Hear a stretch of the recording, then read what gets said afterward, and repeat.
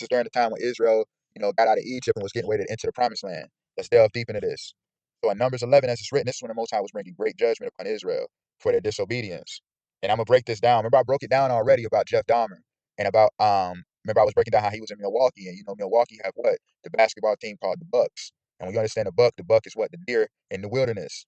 Remember, I broke that down before. The deers in the wilderness is symbolic of Israel in the wilderness, preparing to enter the kingdom of God. Remember on Get Out, on the movie Get Out, remember he was dealing with the deer head and all of that. And it was all symbolic of Israel in the wilderness. Before the time of them entering into the kingdom of God. So you have some that rebel and some that obey. You know what I'm saying? That was going through the judgments. So as it's written in Numbers 11, let's go to verse number 1. And when the people complained, it displeased the Lord, and the Lord heard it. His anger was kindled, and the fire of the Lord burned among them and consumed them that were in the uttermost parts of the camp. Let's delve deep into this. Let's go into verses 4 through 6. And a mixed multitude that was among them fell a lusting, and the children of Israel also wept again. So notice the nations automatically, anyway, remember as it's written, the nations only serve the true living God of Israel. As it's written in Joel 2:27, the Most High said he is the God of Israel only.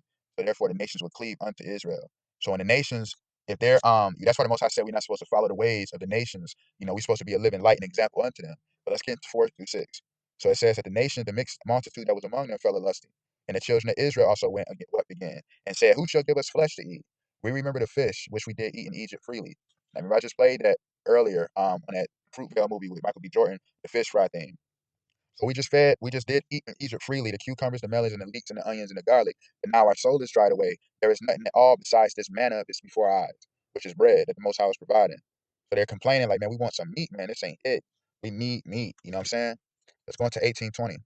And say thou unto the people, sanctify yourselves against tomorrow, and ye shall eat flesh, for ye have wept in the ears of the Lord, saying, who shall give us flesh to eat? For it is well with us in Egypt. Therefore the Lord will give you flesh, and ye shall eat.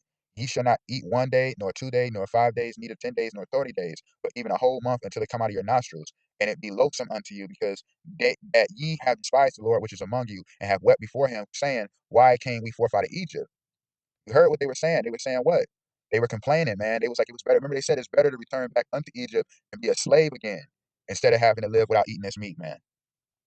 The whole thing, as it's written, and there went forth a wind from the Lord. This is verse 31 through 33. My fault, y'all. And it said, there went forth a wind from the Lord, and brought quails from the sea, and let them fall by the camp, and as it were a day's journey on the side, and as it were a day's journey on the other side, round about the camp, as it were 2 cubits high upon the face of the earth. And the people stood up all that day and all that night and all the next day, and they gathered the quails. He that least gathered 2 hummers, and they spread them all about for themselves round about the camp. And while the flesh was yet between their teeth, it was chewed, the wrath of the Lord was kindled against the people, and the Lord smote the people with a very great plague. And he called the name of that